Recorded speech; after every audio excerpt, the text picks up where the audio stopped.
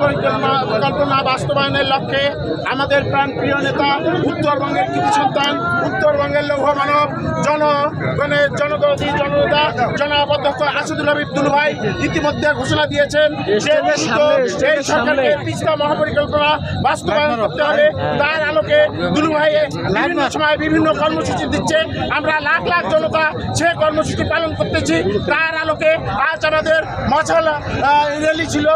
কাজ দ্রুত শুরু করা হোক, না করলে আমাদের জননেতা অধ্যক্ষ দুলু ভাই যে নির্দেশ দিবে সেই নির্দেশ অনুযায়ী আমরা উত্তরবঙ্গের রাস্তাঘাট সব অচল করে দেব।